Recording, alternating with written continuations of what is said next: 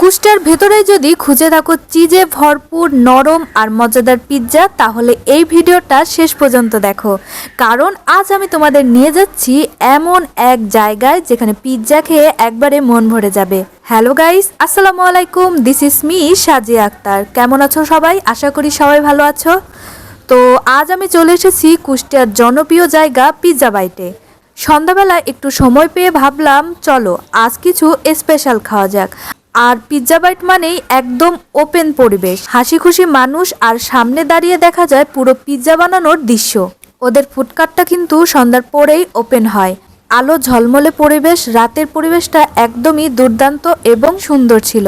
সবচেয়ে মজার বিষয় হলো এখানকার ওপেন কিচেন সিস্টেম, মানে তুমি নিজের চোখের সামনে দেখতে পাবে কিভাবে তারা ডো থেকে শুরু করে সস, টপিং আর শেষে গরম গরম চিজ ঢেলে পিৎজা তৈরি করছে। আমি দাঁড়িয়ে দেখছিলাম পুরো বানানোর প্রক্রিয়া, আর বিশ্বাস করো সেই মুহূর্তে পিৎজার ঘ্রাণ এমন ছিল মনে হচ্ছিল এখনই খেয়ে ফেলি। যখন পিৎজাটা তৈরি হয়ে এলো প্রথম কামড়েই বুঝে ফেললাম, হ্যাঁ এটা আসলেই ভিন্ন।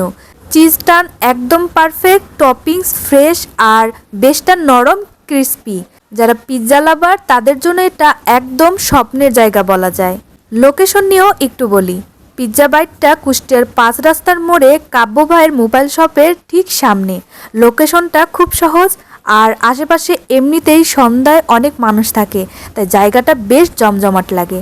আরেকটা কথা, এখানকার সার্ভিসও অনেক ভালো। আমি যেহেতু সন্ধ্যাবেলা গিয়েছিলাম, চারপাশে একটু ঠান্ডা হাওয়া বইছিল, আলো ঝলমল পরিবেশ, আর সামনে ধোয়া ওঠা পিৎজা, একদম পারফেক্ট একটা মুড তৈরি হয়েছিল।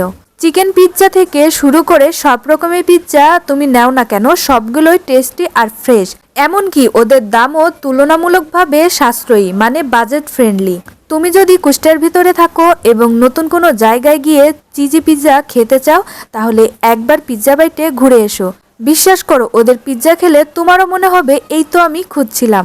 স্টাফরা খুব ভদ্রভাবে কথা বলে, আর অর্ডার নেওয়ার পর খুব বেশি সময়ও নেয় না।